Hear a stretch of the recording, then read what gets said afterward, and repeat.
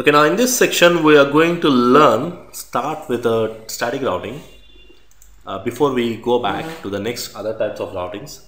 So if you remember, in the previous session we discussed there are three types of routings: static routing, default routing and dynamic routing. So the first kind of routing which you are going to learn here will be static. Now static routing is manually configured by the administrator. So if you remember, we took one diagram where you have two possible routes to reach from A to E. So the route will be decided by the administrator. Administrator will decide the best route.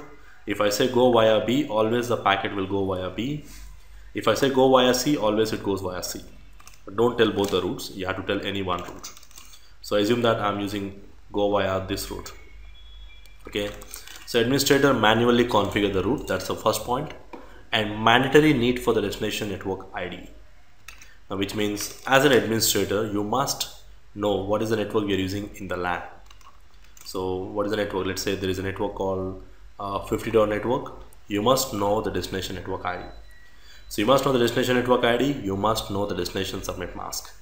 Okay, so you must know what is the destination network ID, and to reach that destination network, how many possible routes are there, and out of these two routes, which is the best route, and that best route has to be decided by the administrator. Okay, so which means administrator must have a clear idea and a clear picture of how you are connected, and administrator must have the information of each and every possible route so that he can decide to reach the destination which is the best route. So the good thing about the static route is secure. Why? Because it is something given by the administrator, and it will do fast because the router do not need to calculate the best route. The best route is something pre-calculated by the administrator. But there are major disadvantages in the static routing. Is it is majorly applicable for small size organizations. Now why? Because let's take an example here. On the router A, you need to tell how to go to B, you need to tell how to go to C, how to go to D, how to go to E.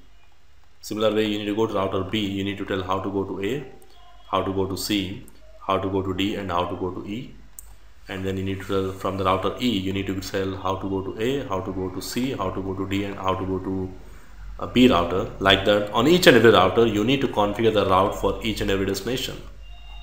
Similar way, you need to configure the route for each and every destination. So the more bigger the size of the network, the more number of manual static route commands we need to add. That is something not scalable. So if you have 5 to 10 routers, 5 to 10 branches, static routing, maybe you can go ahead and configure that, but it is really not applicable for big size networks. And that is one of the major disadvantages. Applicable for the smaller networks, and everything has to be configured manually by the administrator.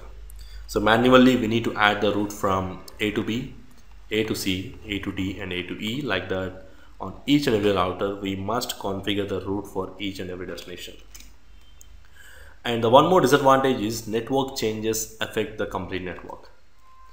Network changes means, let's say I decided that from router A to router E I need to go via this route. This is the route which I want to use. But suddenly, due to some reason, this router B is down, or maybe the link is down, there is some problem. So the route which is given by the administrator, router tries to forward the packet on that particular route, but it will get dropped because there is a problem. So which means it will totally affect the communication between the router A and the router E, because the route which is given by the administrator, it is down. In this scenario, manually the administrator has to change the route, and that is something manual changes. And what if any new network is added, new router is added? Now this new router information you have to add on each and every router, and also on this router you have to add the information of each and every other routers. So any new network is added or any specific link goes down, it's going to be very difficult for the administrator to manually add the route, and even if the route is given, if that route goes down, then manually changing, it's not an easy job. So that makes static routing not much applicable or not much used in the production networks. We prefer to go with dynamic routing, where most of the process is automatic. We'll get into that more in detail. but these are the major disadvantages which makes static routing not much applicable in the production networks. So more on this administrator distance, I'll be getting into that more in detail. I have a separate class dedicated for distancing on administrator distance. I'll discuss that with examples, but this is what a static routing will do here. And to configure static routing, we need to go to config mode. We must be in the config mode. We need to define the destination network ID, destination subnet mask, and next hop IP address. So we'll see more on this, like how to configure with a basic example in our next section.